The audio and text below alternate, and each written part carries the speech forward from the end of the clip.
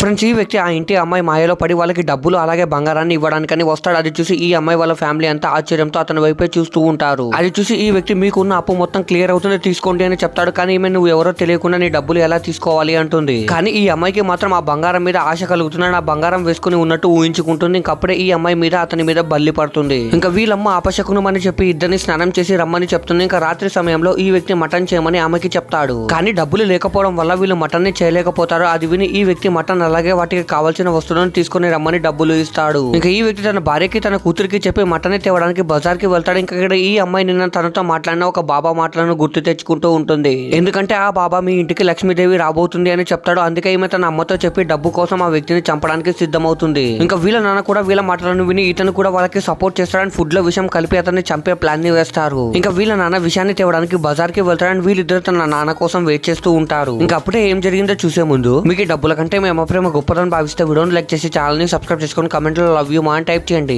చివరికి లేట్ అవ్వడంతో ఈమె అడవికి వెళ్లి విషపు ఆకులను తీసుకొని వచ్చి మటన్ లో కలుపుతుంది.